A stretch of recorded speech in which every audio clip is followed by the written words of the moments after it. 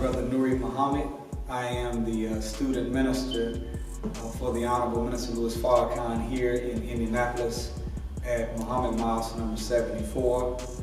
We have in this facility the mosque. We have our K through 6 Muhammad University of Islam. We have How to Eat to Live Cafe, and we have Salon 74, which is a beauty and barbershop. I also have been blessed to be the primary person that travels around the country and outside of the country representing the Most Honorable Elijah Muhammad's solutions to our problems that plague our people, and represent his chief representative, the Honorable Minister Louis Farrakhan. It is, it is a blessing. There's always yin and yang and pros and cons to everything. I feel like that what we've been able to do by traveling around the country and visiting different types of black people that have different kinds of struggles that Indianapolis has never experienced. Indianapolis never went through the Black Power movement in the 60s and the 70s, and very little of the Civil Rights movement. So when you get a chance to go to different environments and be like the bee, land on all these flowers from these different environments and extract the pollen and then mix it with the best in yourself like the bee does, then you can come back home with honey that can energize and heal the city. So that blessing side of it is there. Of course, this is claim country. We have 260,000 black people and 1.2 million white people.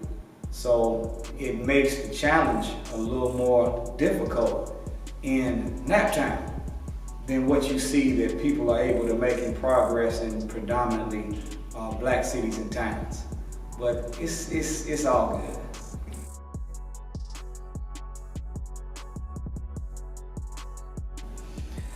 Well, this is, in my humble opinion, this is what I was born to do. So it is, when you are engaged in a labor of love, my teacher, the Honorable Minister Louis Farrakhan, said that when you are doing what you love to do, then you can do it for a long period of time at a high level without being fatigued like doing something you don't want to do. So this is a labor of love, and what we've been blessed to do is, as we teach here, people all over the country purchase messages, and we get invitations from different kind of groups, and we've been blessed to be able to go into every type of environment, from churches, schools, juvenile facilities, federal, state penitentiaries, what you name it. And we've been blessed to be considered someone that knows how to break down the complex issues of our people in a user-friendly way. That whether you join the Nation of Islam or you are a member of the church, organization, or political party, you'll leave with what we call news you can use and be able to take it back to your sphere of influence and have an impact on yourself, your family, and our people.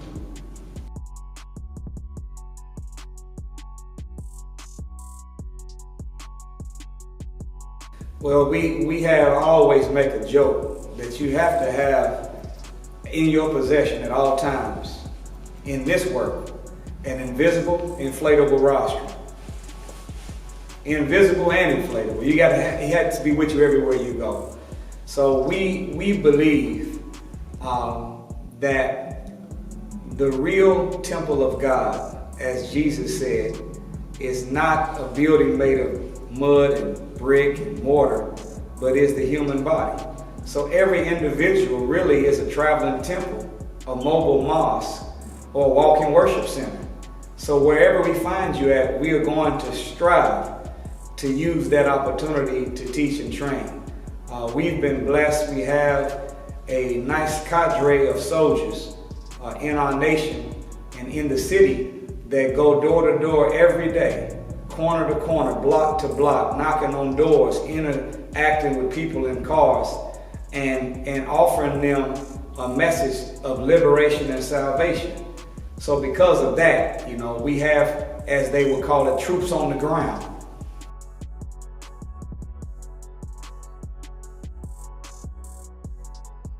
Well, Islam really is not a religion. Look at the language. We are called the nation of Islam. Of meaning belonging to, being a part of. Islam, by definition, means submission to the will of God. So when you are a member of a nation of Islam, you are a member of a nation or a group of people that are in submission to the will of God. So we only different from other nations in the fact that we don't have physical boundaries. Ghana has physical boundaries. The Central Americans, they have physical boundaries. But we have spiritual boundaries, which are made up of the laws, rules, and statutes and commandments of God. So if you understand that this is not a religion, this is really the best of all of the religions and all of the revolutionary systems consolidated with new wisdom that God gave the Honoree Elijah Muhammad, that mixes together to produce this programmatic thrust people call the Nation of Islam. But this ain't church, this ain't masjid, this ain't synagogue, this ain't temple, this ain't mosque. This is the Nation of Islam.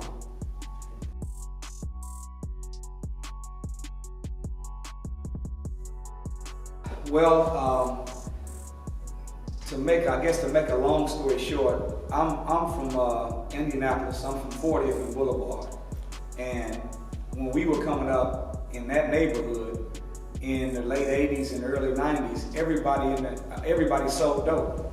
That's what we all did. But as I was hustling at a young age, we were selling 15 and 16 years old. We were selling a half ounce a day of cocaine and an ounce on the weekends as teenagers.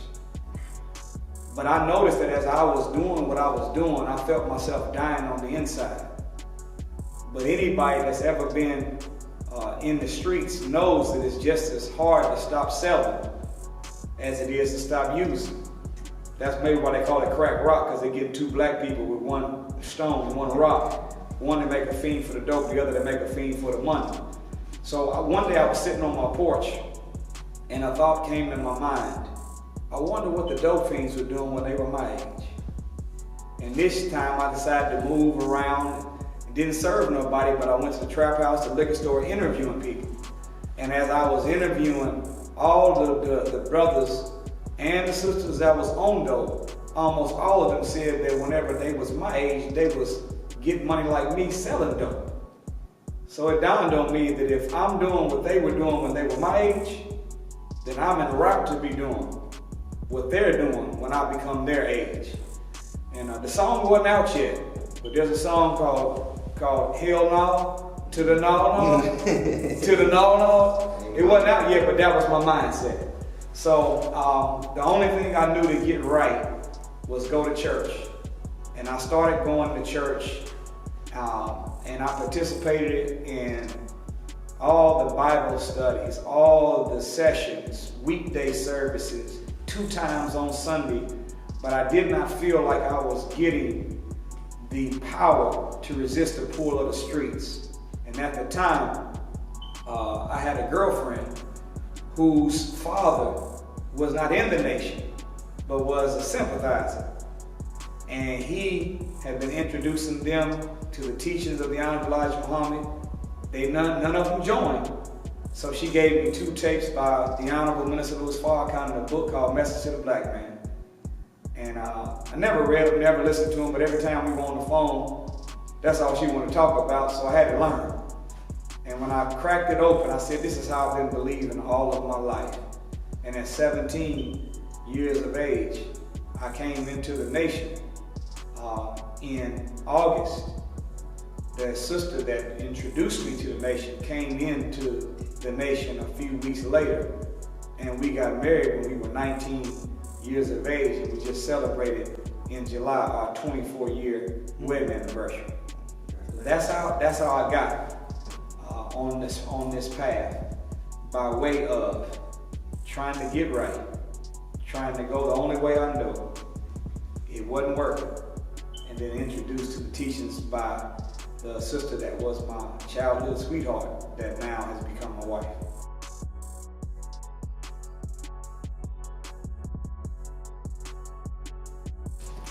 Well, I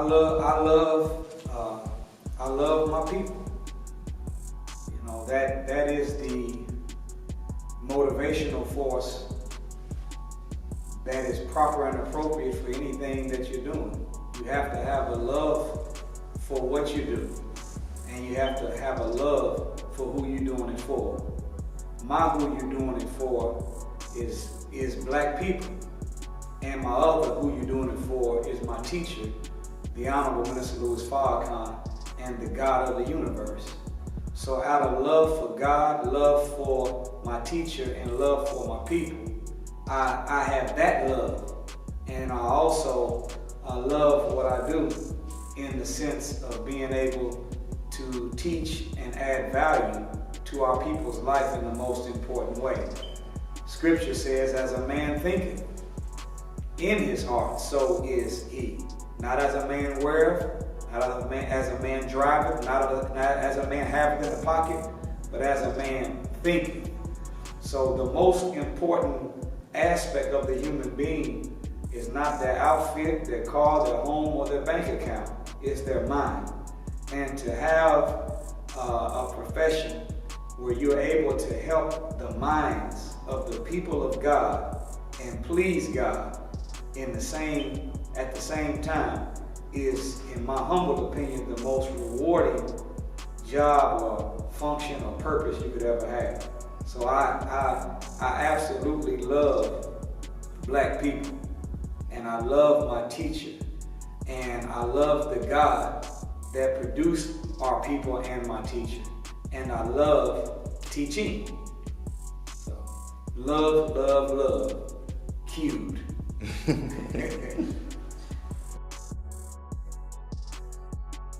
No, I don't mind, you know, but I try. I don't throw titles around. If you look at the cover of my books, it doesn't say Minister Nuri Muhammad. It just says Nuri Muhammad. If you look at the sign outside, it doesn't say Minister Nuri Muhammad. It says brother. I believe, and we've been taught, that the greatest title you could ever have is brother and sister. So all the other titles are subordinate to that one. So brother is sufficient. Your time.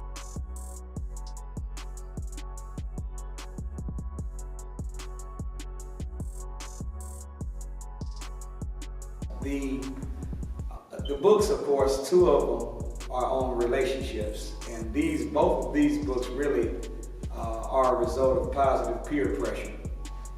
I would say everyone, when we were teaching a lot, people always were saying, "Please write a book."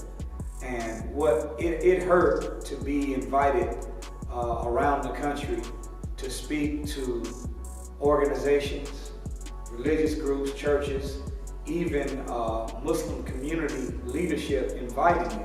And at the end of every gathering or meeting, 9 out of 10, the persons that were organizing these great events to have an impact on our people as a whole were suffering from relationship problems. So we kept being called and said, after we finish this, I want to talk to you about something back at the hotel, And so what bothered me is that I learned when I was coming up, I've had a relationship with my wife that has been so good that I've never had problems in my home. So I always felt like that, I don't have problems like everybody else, so he must want me to help everybody else with their problems.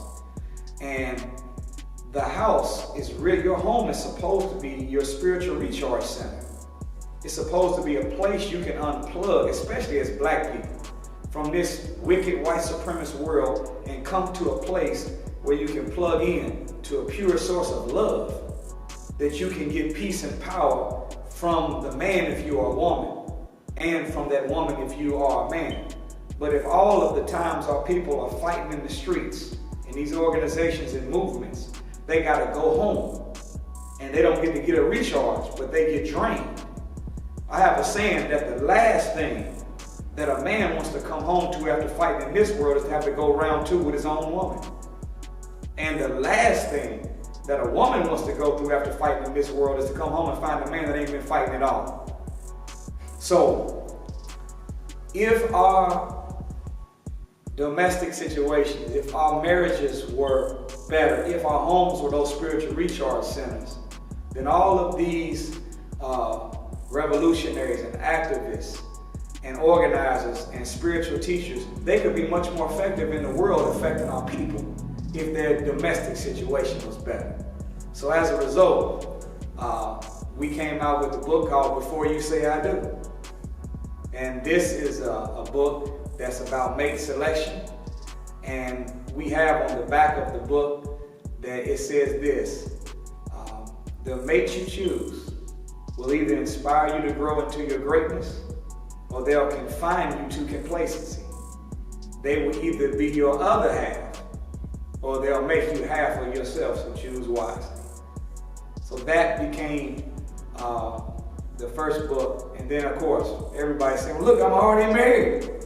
I said, well, here you go, after you say I do. And now we've been in the cities, and whenever they ask for those sidebar meetings, because they're having domestic problems and their homes are not spiritual recharge centers, we can be like the old school doctors used to do. We can just say, here, take 2 of these and call me in the morning. So those two are relationship. And then we have another one called Let This Mind Be in You, that is like a brief synopsis of the teachings of the Honoree Elijah Muhammad in a user-friendly way, that people that are not necessarily students of the teachings of the Honoree Elijah Muhammad in the nation will be able to understand what we represent and the power of this teaching in that book. And then my latest book is called 7 Jewels of God. 7 Jewels is the original structure inside of the most accurate watch ever made. They used to put real live rubies, 7 rubies inside of watches. Now they use, of course, artificial stones. But when they used real jewels, then the watch that they created was the most accurate of all times. So we call it 7 Jewels of God because 7 jewels is an idiom for accuracy. This is an accurate depiction, an accurate description of who God is, what God is, where God is, why God is here, when God will do what he's going to do, and of course, the how he's going to get that done. So those are the questions that we answer in that book. It teaches on the God that created the heavens and the universe. It teaches on the God in the person of Master Father Muhammad, the teacher of the Honoree Elijah Muhammad, and it teaches on how to transmute the power of those gods into yourself and become a God yourself.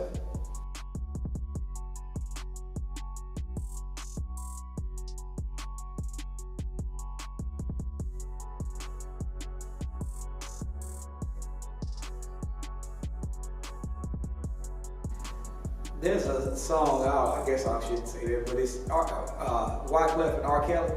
It's an old song on one of Wyclef's albums. It's one of his carnival albums. And it says, the song is called The Ghetto Is My Religion. And when I listen to the song, I cry and everything.